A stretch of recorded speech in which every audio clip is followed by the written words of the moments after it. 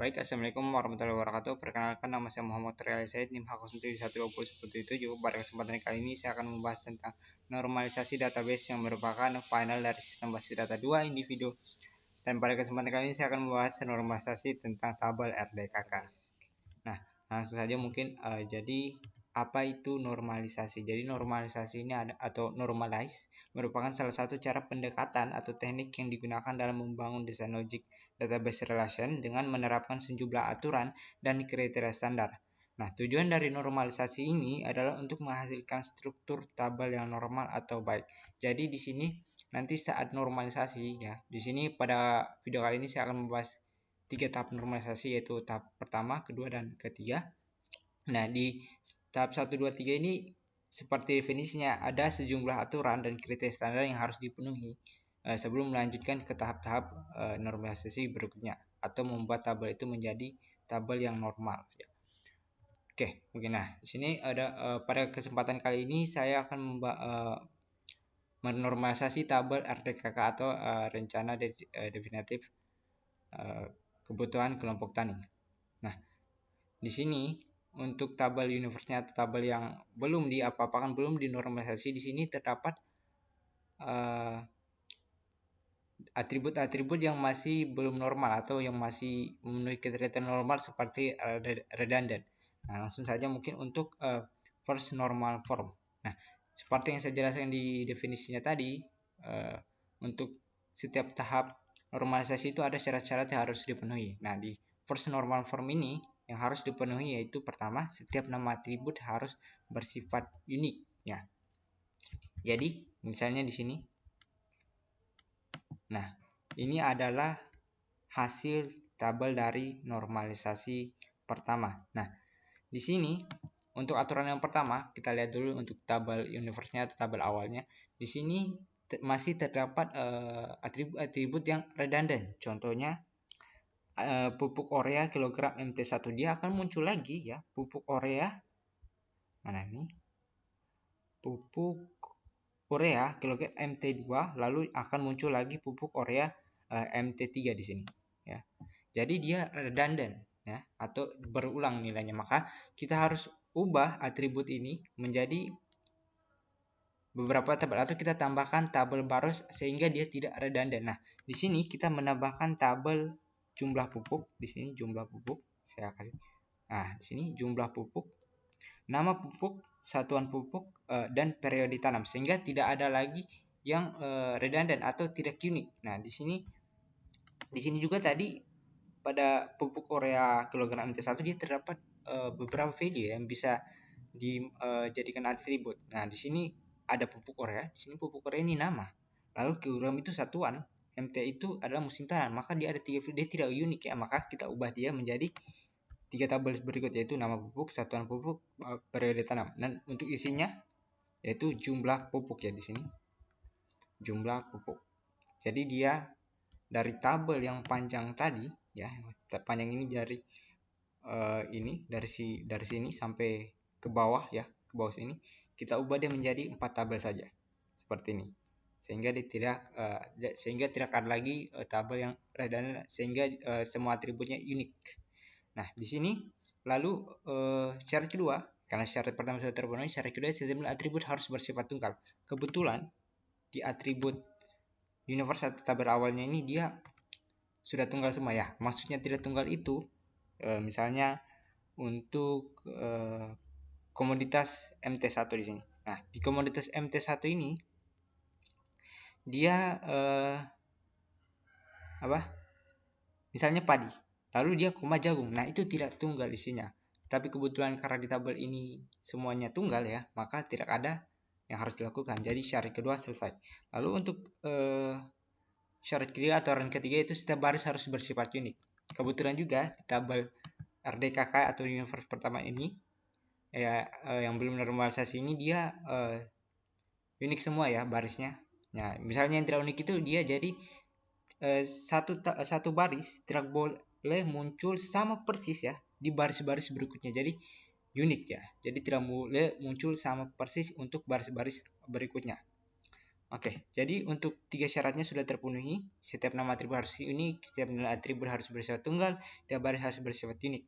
Nah, lalu ketika syarat ini dipenuhi, kita harus di normal form pertama kita harus mencari primary key atau calon primary key-nya. Nah, di sini jadi primary key itu dia harus bersifat unik ya. Unik itu tidak boleh berulang-ulang. Nah, di sini misalnya kita ambil KTP. Nah, kenapa saya ambil KTP? Karena setiap orang tentu punya KTP yang berbeda-beda ya.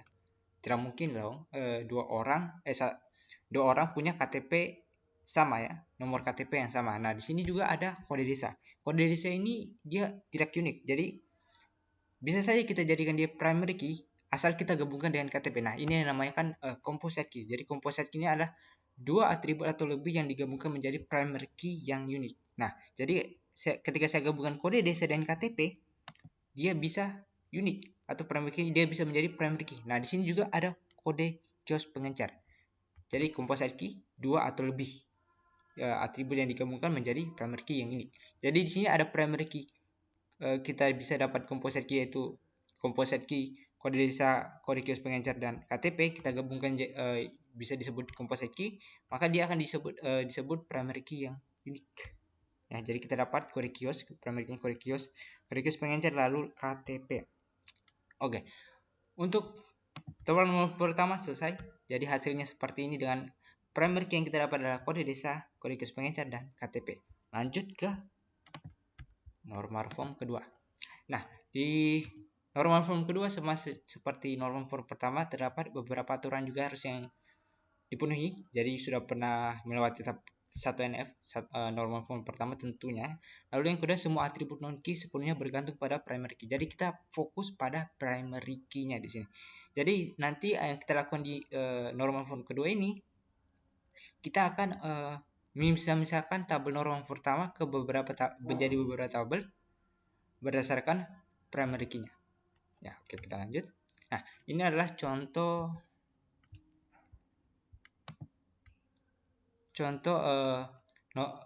normal form tabel normal form kedua. Nah, di sini kita kembali ke tabel normal form pertama. Nah, di sini kita lihat kan KTP primary key-nya berdasarkan primary key-nya KTP, kode desa, kode kios pengencar. Nah, di sini kita pisahkan kode desa dulu deh terlebih dahulu.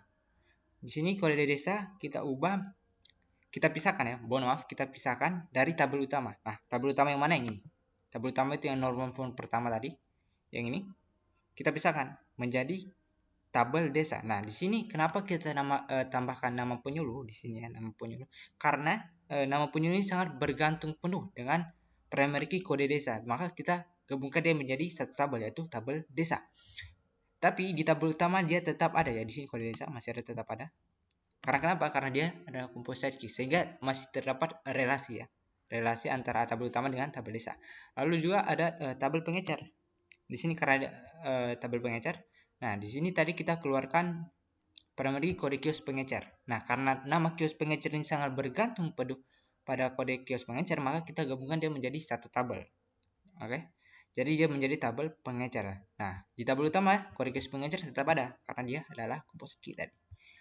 Nah, begitu juga ini KTP. Nah, KTP di sini kita keluarkan juga menjadi, mohon maaf di sini tidak namanya, harusnya di sini tabel petani.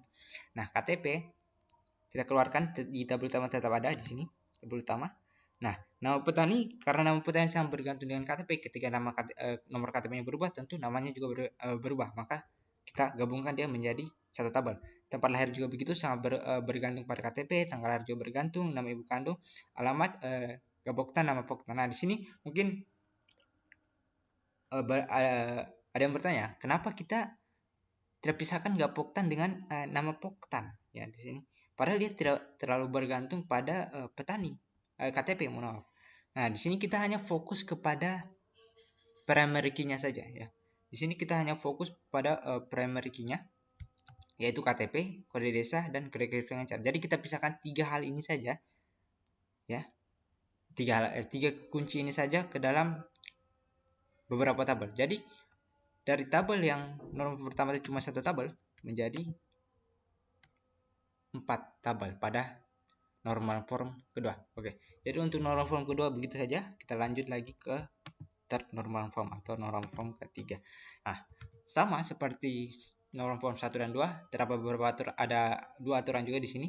Yang pertama itu sudah melewati tahap norma form kedua tentunya. Lalu semua yang bukan atribut primary key tidak boleh bergantung pada atribut non primary key lainnya atau tidak ada transitive dependencies. Nah, oke, di sini saya contohkan. Bagaimana itu transitive dependencies? Contohnya seperti yang saya bilang tadi. Jadi nama Poktan ini nama Poktan dia atribut non key. Nah, dia bergantung pada Gapoktan. Ya. Tidak terlalu bergantung dengan KTP, maka ini tidak boleh, maka kita harus pisahkan nama Poktan dan Gapoktan ke dalam satu tabel yang baru. Ya.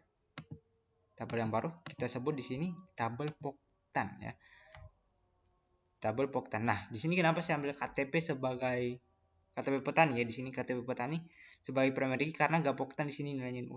Jadi kita ambil KTP agar tidak terjadi relasi. Jadi nanti ada relasi antara tabel petani dengan tabel utama yaitu tabel RDKK, tabel pengencer dengan tabel RDKK, tabel penyuluh dengan tabel RDKK, tabel Poktan dengan tabel RDKK. Jadi nanti KTP dengan primary key KTP di tabel petani akan berhubungan dengan KTP di tabel RDKK. Kode gas pengencer ini primary key di tabel pengencer akan berhubungan dengan kode gas pengencer yang itu kunci tamu di sini di tabel RDKK. Begitu juga penyuluh akan berhubungan dengan tabel RDKK ya. Di sini tabel penyuluh yaitu kode desanya sebagai primary key akan terdapat relasi dengan tabel RDKK. Begitu juga dengan Gapoktan terdapat relasi ya. Nah, jadi masih ada relasi antara tabel keempat tabel ini dengan tabel RDKK sehingga tabelnya masih bisa dikatakan normal. Nah, mungkin itu saja presentasi dari saya. Jadi dari tabel saya tunjukkan mungkin tabel yang panjang sekali ya. Ada banyak sekali atributnya. Ketika dinormalisasi sampai tahap 3 akan menjadi hanya 5 tabel ya. 5 tabel dengan atribut-atribut sebagai berikut ini. Ya, jadi ada tabel petani, tabel pengencer, tabel penyuluh, tabel Poktan, dan tabel RDKK. Oke, mungkin itu saja penjelasan dari saya untuk final sistem basis data, final sistem basis data ini tentang normalisasi tabel RDKK 1 sampai 3. Apabila ada kesalahan mohon maaf. Wassalamualaikum warahmatullahi wabarakatuh.